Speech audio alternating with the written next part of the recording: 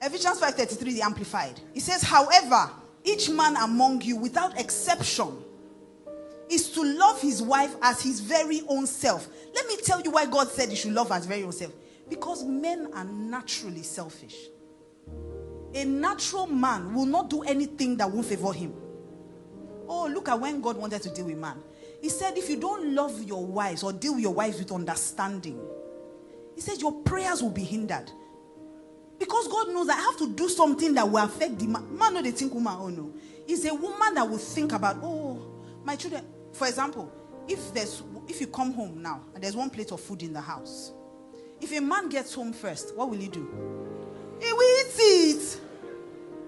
If a woman gets home first, what will she do? She will keep it. Or she will start thinking about what other people will eat. So she will keep that one first, then start making something else. A man will just move on with his life. He doesn't even remember that there are people in this world. I mean, my husband has tried to explain to me many times that maybe because Adam was alone for a while, that we don't know how long he was alone, so he wasn't really thinking about other people. But that's just the truth. God, praise God. God said, love your wife the way you will love yourself.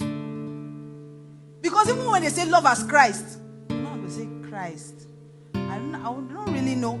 Yeah, love her. Whenever we say love as Christ, love her the way you will love yourself. You don't beat yourself, do you? You don't lie to yourself, do you? You don't cheat on yourself, do you? So you know how to love yourself. God now said, don't even be too deep.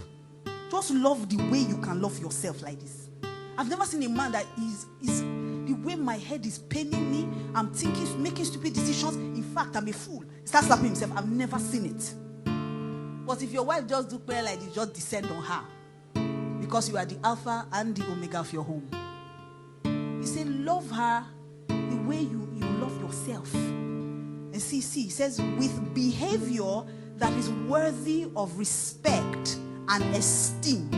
In other words, behave yourself so she can submit to you. Make it easy for her.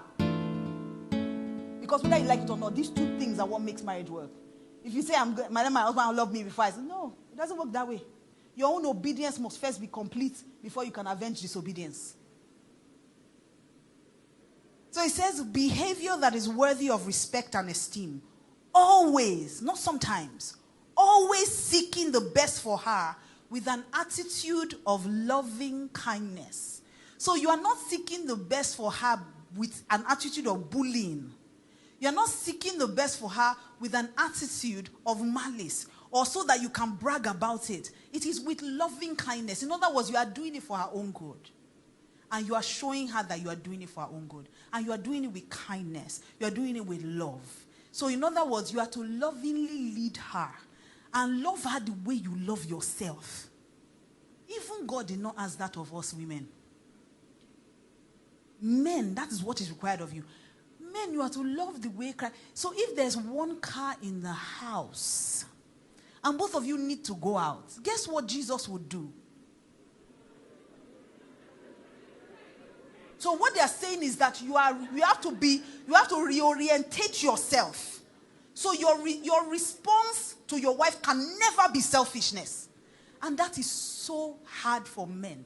Easy for women, which is why we don't understand. If I love you, why can't you give me a car? If I love you, why can't I leave everything for you? As much as I'll be saying, no, I'm not going to give you money. Should we share our money equally? If we travel, what this one is saying that we don't share money equally. We don't share money equally. But if he like me, I go give him. But if you ask man that, please come and give me some of your money. For what now? We share this money equal. Even if it's not, it can never. So God is saying you have to change the way you think. And that's why it still goes back to you have to be born again. Which means you have to have the nature of God to succeed at what God is asking you to do in marriage.